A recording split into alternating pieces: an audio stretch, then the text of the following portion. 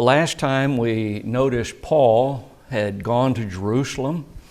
The Jews had attacked him in the temple area.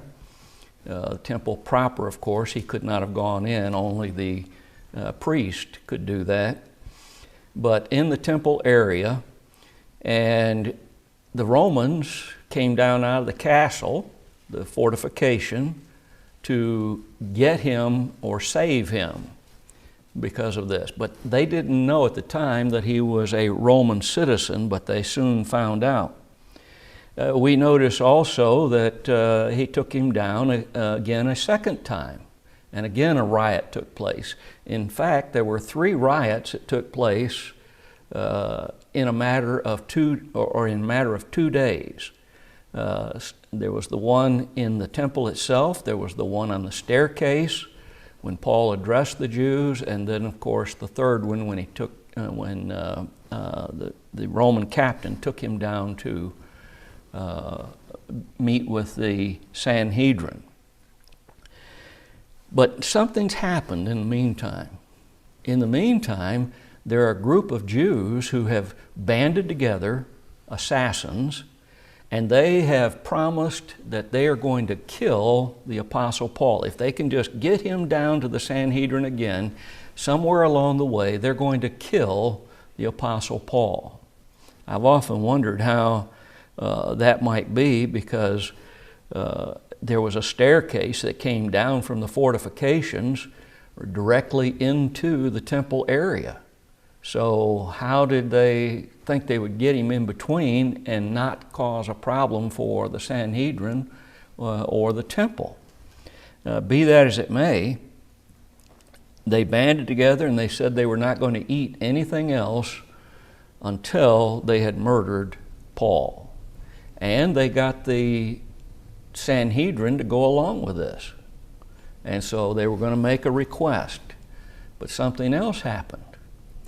And that's where we are in chapter 23 today, and beginning with verse 16.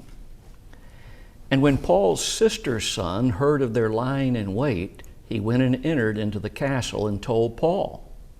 Then Paul called one of the centurions unto him and said, Bring this young man into the chief captain, for he hath a certain thing to tell him. So he took him and brought him to the chief captain and said, Paul the prisoner called me unto him, and prayed me to bring this young man unto thee, who hath something to say to thee.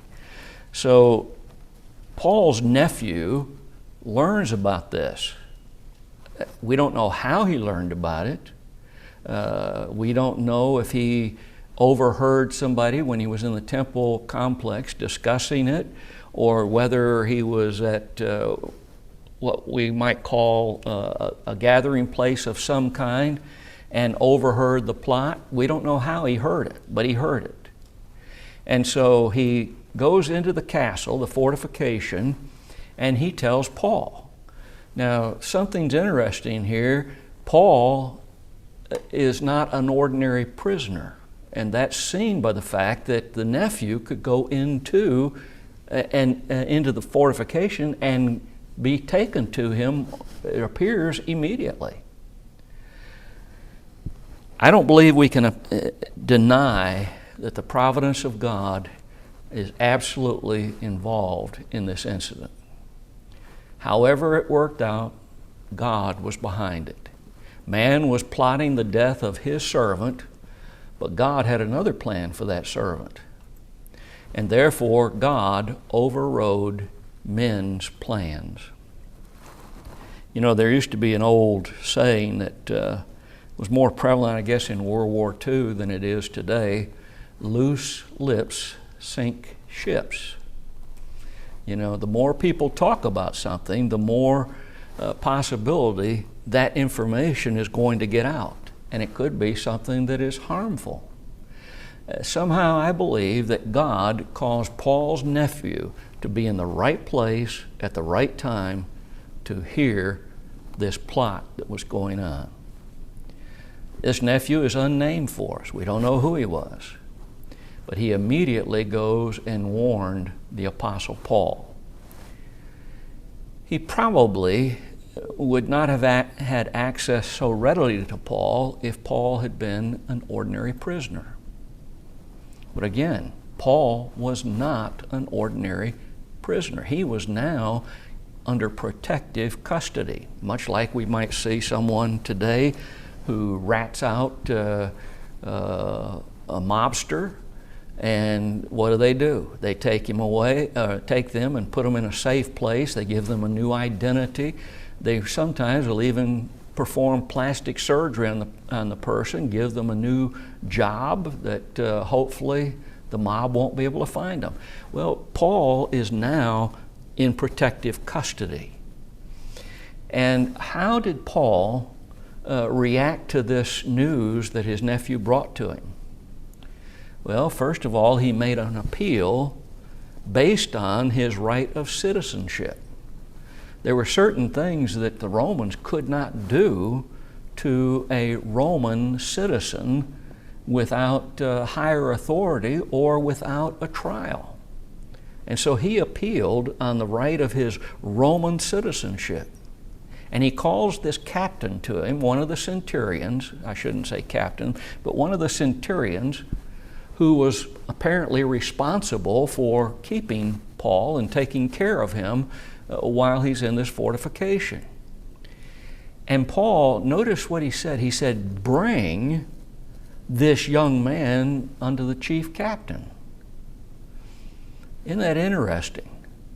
It's almost a command. Bring this young man. Would you please bring this young man?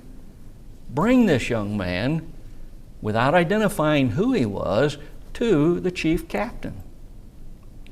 You ever wonder how Paul could so readily have had access to this centurion in the first place? You ever wonder why the centurion immediately did what Paul asked him to do? Again, it all revolves around his Roman citizenship. But I would suggest there may be something a little more there. Is it possible that Paul had developed a good relationship with these men in the very short time that he was among them? They would probably have seen a man who was at peace, a man who was willing to forgive, and so he took him.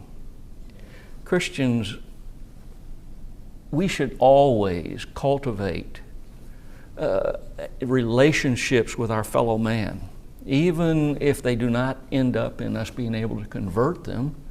But still, we live among the world, and we need to develop some relationships with these people so that we have any chance at all to teach them the truth and to convert them. Remember in Romans 12 and verse 18, Paul said, "If it be possible, as much as lieth in you, live peaceably with all men." That was one of Paul's mottos, so to speak. It's something that was given by God. We should be people who as much as we are capable of being friendly with someone, it may be that someone, we can't make friends with them, but we're to attempt to make friends with everyone.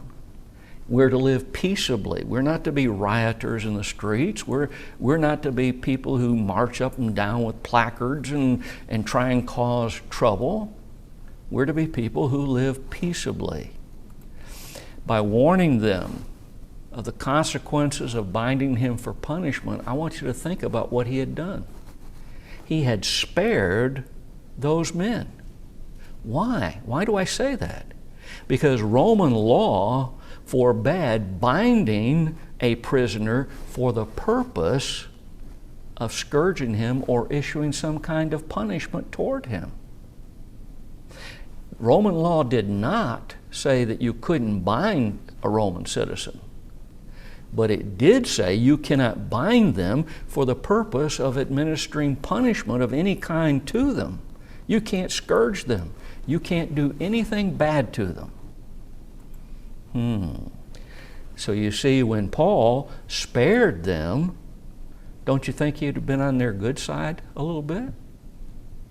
I think so. I think they'd have sat back after they thought about it, because remember, immediately the guards who were supposed to do this, they had already bound Paul. What did they do? They started moving away as quick as they could. Get away from him. Oh, I don't want anything to... No, I wasn't here. Kind of reminds me of Black Ops. I wasn't here. That's the way they felt about it. And that would have gained favor in their eyes for the Apostle Paul. I believe that when we act in a godly manner, there is no telling what relationship may be able to be formed that can lead to a person obeying the gospel. At the very least, some advantages, even if we do not get them, it may some favor that would help us, because we treat them as we ought to, because we live peaceably with all men. Now, the centurion honors Paul's request, and that brings us to verses 19 and 21. Then the chief captain took him by the hand and went with him aside privately and asked him, "What is that thou hast to tell me?" And he said, "The Jews have agreed to desire thee that thou wouldest bring down Paul tomorrow into the council, as though they would inquire something of him more perfectly. But do not thou yield unto them, for there lie in wait for him of them more than 40 men, which have bound themselves with an oath, and they will neither eat nor drink till they have killed him. And now are they ready, looking for a promise from thee." The chief captain, what did he do with this young man? He took him by the hand. Think about that. Would the chief captain have taken Paul's nephew by the hand if he had not been a boy, a very young man? It's doubted. We might remember that the original for young man used in the Bible was used to designate someone who was 30 years or under. That's why Jesus did not begin his ministry until he was 30 years old, because the Jews of his day would have looked at him as, "Oh, you're too young. You can't be a teacher. You're too young." The chief captain plays this very close to the vest. He's going to be very secretive. And so he takes Paul's nephew aside privately. And there he could hear what the young man had to say, and then he could decide what to do about the information that he gave him. And so Paul's nephew tells the chief captain about this plot that has been given. He gives him the details. When you bring him down, and notice that language, when you bring him down, it says, from the castle into the temple area. Probably again by this staircase. Again, I keep wondering, how do they think they're going to pull this off when the chief captain is going to be bringing him down, obviously with an escort? Maybe the numbers be too great. Maybe they didn't think he would bring a very large group. I would suggest that what we're going to see in the future denies that fact. He would have brought a lot of soldiers with him. But we'll get to that in just a few moments. This man, this chief captain, notice how he acts. He's going to act honorably. He's going to act with great wisdom in dealing with this plot that has come up and dealing with the Apostle Paul. He now basically has 3 choices of action. First of all, he can do as the Sanhedrin has requested and bring Paul down to them as a prisoner, and possibly he would be killed. At the very least, a good amount of bloodshed is going to take place. Or he could send out the troops to round up these assassins.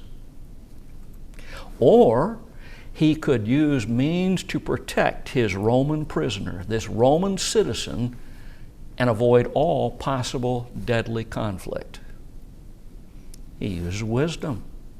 He acts in such a way that their plot is foiled. He's going to act in such a way that there's not going to be any bloodshed. And remember, he's not just protecting the Apostle Paul, but he would be protecting his own soldiers from bloodshed. Somebody was going to get hurt if he had taken Paul down to the Sanhedrin. Look at verse 22. So the chief captain then let the young man depart and charged him, See thou tell no man that thou hast showed these things to me. The prudence of the captain is obvious. He sends Paul's nephew away. What does he do? He tells him, don't you say anything to anybody about what you've told me. It seems that only the nephew and Paul and the chief captain are the ones who know what's going on. And if you want to keep it a secret, you better keep it between those three. Stringer made this observation that I thought was pretty interesting. He said, the chief captain would be better able to counteract the plot if the conspirators thought he was ignorant of the intentions. If he had known, or if they knew that he knew, obviously they would have changed their plan. The more who know a plot, the harder it is to keep it quiet. In Acts, and that brings us then to verse 23 and 24. And he called unto him 2 centurions, who, the chief captain, saying, Make ready 200 soldiers to go to Caesarea, and horsemen 70, and spearmen 200 at the 3rd hour of the night. And provide them beasts that they may set Paul on, and bring him safe unto Felix the governor. The chief captain acts very decisively. He goes into action quickly, and you would expect this of Roman soldiers. They were trained to act immediately, to train quickly under any circumstance. It kind of reminds me of the way we were trained in Vietnam. We were trained not to fall back if we came under attack. We were trained to go forward instead. Now, there's a real simple reason for that. When we first went over there, the Vietnamese soldiers that were against us were aware that our training had taught us to fall back under attack. So they would plant booby traps all behind where they were going to issue the attack, pungi stakes covered with feces so that you would be damaged and infection would come, bombs that would be set back there. And so if you fell back, they're going to bring even more casualties. So we learned to do just the opposite. Instead, we charged toward where the fire was coming from. The Romans were trained that same way. You don't retreat. You keep moving forward. You fight to the death. You win. And so this centurion acts exactly as you would expect him to do. I'm going to take action immediately to avoid bloodshed, because they had enough problems with riots in Jerusalem as it was. And he didn't want any of his men killed. So he calls 2 centurions. A centurion, remember, is a leader of 100 men. So he has 2 men who are to lead 200 men. But notice what we're going to see. This fighting force is going to be quite a bit larger than that. It's going to consist of 200 soldiers, 70 horsemen, and 200 spearmen.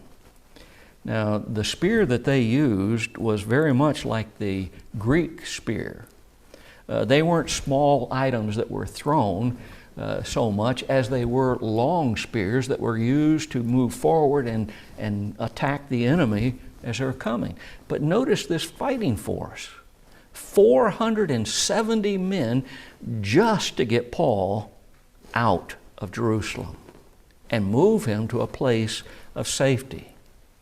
Furthermore, he gave orders that they should provide beasts for Paul, and that has interested me. The word beast is the plural. It's going to take more than one beast to take Paul. I don't think he was that heavy, do you? Maybe it's just, wear them out and replace them. I don't know exactly why that is, but it interests me that it was the plural. So these 470 soldiers probably did not know about their mission because the time is set for when they will begin.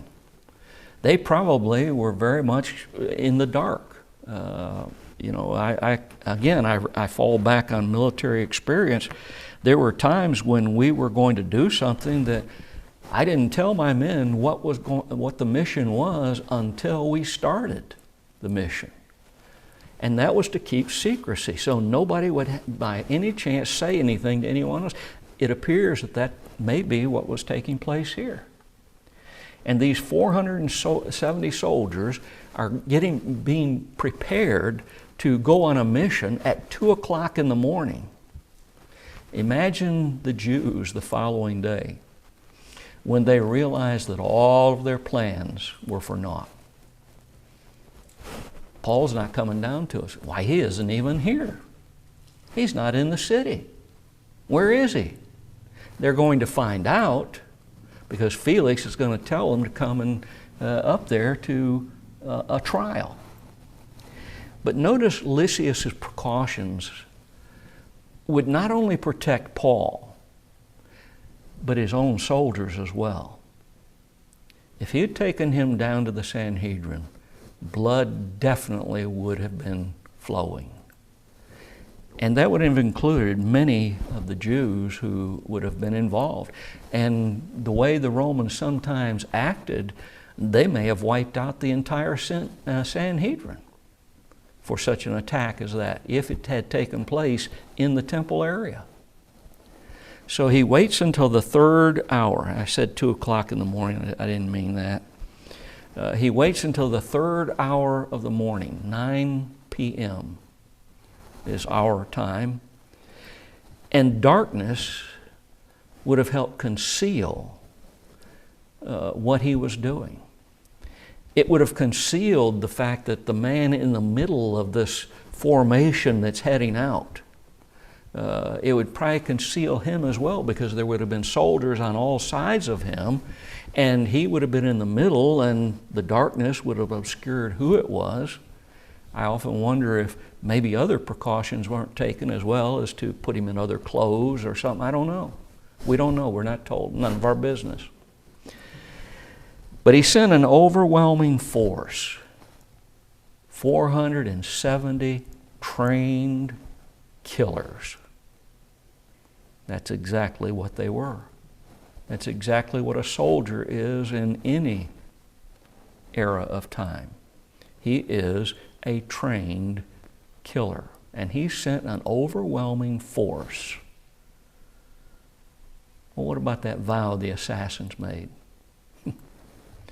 The Talmud gave them an exception to that vow that they made. If the vow was something that turned out to be impossible to keep, the Talmud said that the vow maker was released from his vow. See, they never intended to give their lives through starvation to kill the Apostle Paul. It's just, again, some of their hypocrisy that we see over and over and over again.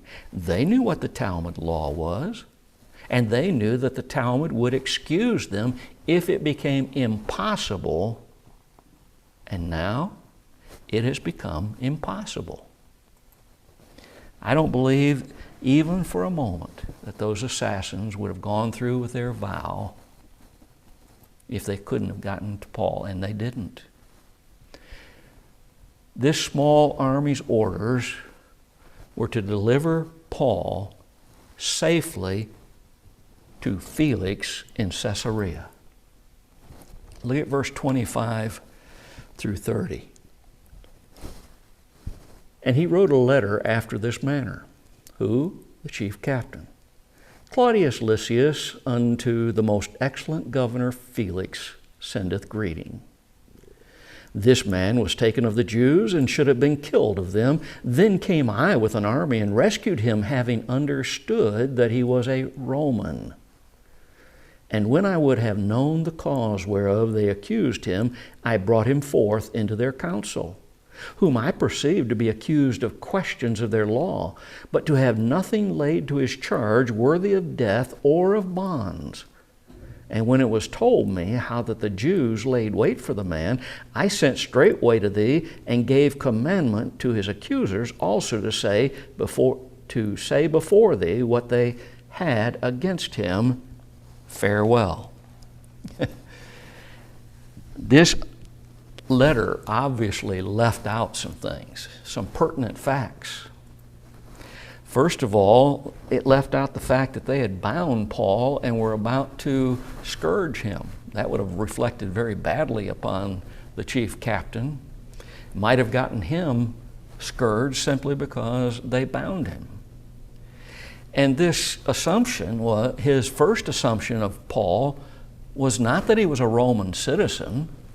Remember, his first assumption of Paul was that he was one of those Egyptian assassins. In fact, the leader of the Egyptian assassins. Remember, he said that he rescued Paul from the mob because he thought he knew that he was a Roman citizen. Not true. He thought Paul was an Egyptian assassin, the leader. And remember that no Roman law had been violated by Paul. Now, what does that indicate to us? He's admitting no Roman law was violated. Lysias understood that this riot was being caused somehow because of a religious question. But he never got the information that he had according to what is revealed to us. He never got the information of what it was all about. He was trying to figure it out. He couldn't understand. So that's not accurate in this letter either. But notice that if Lysias did understand indeed that the riot is being caused by or because of a religious question, what if he had released Paul? Because I know he didn't break any Roman law. So what if he had done what a normal authority would have done? He didn't break any law. Let him go. Paul would have probably been killed, wouldn't he? Why, those Jews, as soon as they found out Paul, they'd have hunted him down. But once he's in under Roman authority and continued to be protected by them, and even at Caesarea will be beyond their reach, he's safe.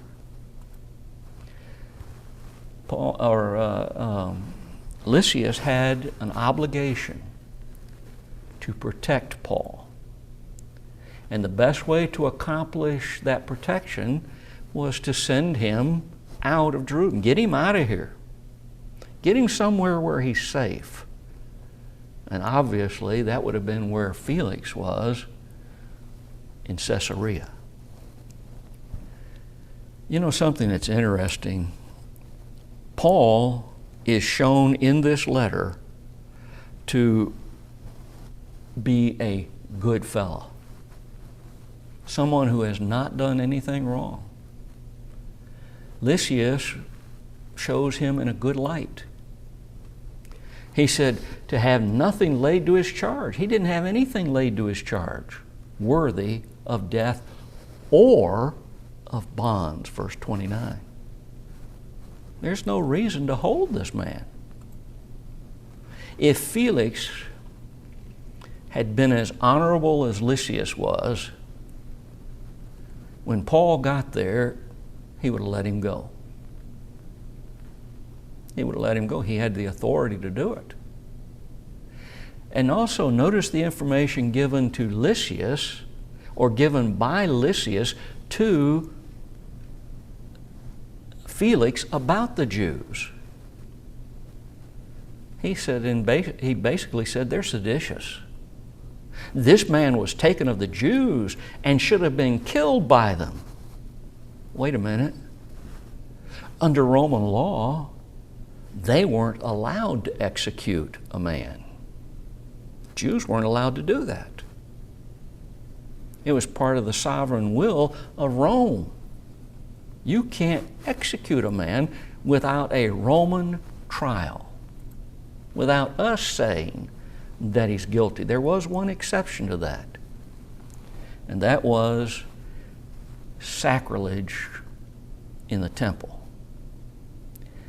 But that wasn't the charge made against Paul by these Jews. Look at verses 31 through 33.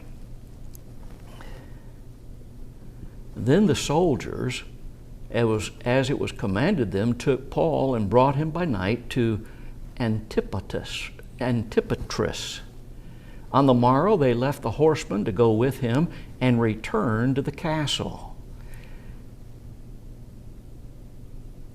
who, when they came to Caesarea and delivered the epistle to the governor, presented Paul also before him. Three things are presented in this text about the soldiers. Number one, they took him by night, third hour of the night, 9 p.m. They took him on this journey to Antipatris. Antipatris was a military city, a Roman military city that was located about 35 to 40 miles away from Jerusalem. That ought to be enough distance, shouldn't it, to protect Paul? And not only that, you had a force of 470 men, and now they're going to be joined up with a fortress position, we mean more soldiers, a military camp. Paul said that this city had been built by Herod the Great in honor of his father, Antipater. And this journey that they took, geographically, it is in a mountainous region, and it is an area that is extremely volatile, or was extremely volatile, because it had a lot of places where an ambush could take place. In other words, it's kind of like a valley with a lot of rocks and mountainous areas on both sides of it. Some of the trail would be more narrow than others. And the traveling distance that they took to get there, this is what would be called to the Romans a forced march. In other words, this wasn't just we march along at a steady pace and we get there. This was, we're in a hurry. We've got to get there quickly. And this would have been extremely grueling for the soldiers. It's no wonder that they waited until the next day to go back to Jerusalem, part of them, and the other part take Paul on to Caesarea. So the soldiers themselves returned to Jerusalem, and they left Paul with the horsemen. The cavalry delivered Paul with Lysias' letter to Felix in Caesarea. Something that we might note is that this was not the first time Paul had been smuggled out of a city by night. Do you remember another time? How about in Acts 9 and verse 25? Remember, Paul had obeyed the gospel. He met the Lord on the road to Damascus, didn't see him, but he was promised by Ananias that he would see him and hear from his mouth. How did Paul fit the qualifications of an apostle? He saw Jesus and he heard the words out of his mouth. That's going to happen during the 3 years that he went out into the Arabian desert. And somehow he was shown or told or somehow by the Lord all that had taken place in the Lord's ministry to teach him like the other apostles had been taught. In Acts 9 and verse 25, we're told that the disciples took him by night and let him down by the wall. Paul had come back from the Arabian desert. The Jews there recognized him. They wanted to kill him, so the brethren let him down outside the wall. I studied some of that wall history, and among many of the castles, so to speak, walled cities, there would be houses set on many of those walls. And those houses would have an offset. In other words, the house would be hanging over part of the wall, and the wall goes down. And there were places to get rid of refuge where they could drop it through a hole. It appears that Paul was let down probably in that manner, and he escaped. Notice in Acts 17:20 or Acts 17 and verse 10, the brethren at Thessalonica immediately sent away Paul and Silas by night unto Berea. And when he got there, what did he do? He went right into the synagogue where the Jews were. So this wasn't the first time that Paul had been taken away by night in order to protect him. And consider, if you will, the providence of God in this. Roman soldiers, or Roman prisoners rather, often had to depend on their friends taking care of them when they were in a Roman prison. These were not like today's prisons where they're fed 3 good meals. They may not be what you and I would consider a good meal, you know, like a good steak or some good fried chicken or something like that, but it was sustaining to them in our time. 3 good meals and a warm bed to lie on and plenty of blankets to keep them warm. That wasn't a Roman prison. Roman prisons were the bare necessity, like they used to be in this country. Barely enough to live, but they did, even in our country, in those times, give them food and clothe them, medical attention if they needed it. Not so necessarily in a Roman prison. They had to depend on their friends many times to supply them with their needs. And Paul was now a Roman prisoner, watch this, where? In Caesarea. What's in Caesarea? Oh, a large group of brethren are there. They would be able to attend to his needs, his friends. Look at verse 34 and 35. And when the governor had read the letter, he asked of what province he was, and when he understood that he was of Cilicia, I will hear thee, said he, when thine accusers are also come. And he commanded him to be kept in Herod's judgment hall. Felix reads the letter from Lysias, and he asked Paul a question. Now remember, the letter said that Paul was innocent. What province are you from, Paul? Well, I'm from Cilicia, Tarsus in Cilicia. And when he answered this, Felix says, okay. In other words, this was in his jurisdiction. He said, I'll hear you. I'll hear of this matter. Thayer says that the original word here means hear to the end. In other words, he's going to give him a thorough hearing. He's going to hear him with care. Felix would listen to Paul's case when his accusers came up from Jerusalem. Well, in the meantime, what's he going to do with Paul? Well, he commanded him to be kept in what was known as Herod's judgment hall. This judgment hall was known as the Praetorium.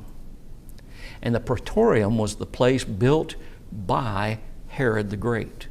Herod the Great was a tremendous architect, a builder. He basically built a lot of the things you see in Caesarea, including a harbor where there was no harbor, an artificial harbor. He built Masada, which was believed by many to be a place during those times that you can't attack this place, you can't win. There was only one little narrow way up through the cliffs to get up there. Well, if you got an army, it wouldn't take but 2 or 3 people up on top throwing rocks down or shooting arrows or something to keep anybody from coming up there. He was quite a builder, quite ingenious in some ways. But the Praetorium was built by Herod the Great. And Robertson said that this Praetorium meant the camp of the general. In other words, it was to be a place where a general or someone of extremely high rank lived. And later it was occupied by the governor after kings ruled there, and came to be known as the place where the Praetorium Guard stayed. We're going to come back at chapter 24 next week, and we hope these few little words that we've uttered tonight are helpful in some way to advance our knowledge of God's Word, to think about things that are found therein. You know, the Bible teaches us that we should meditate day and night on God's Word. Psalm 1, verse 2.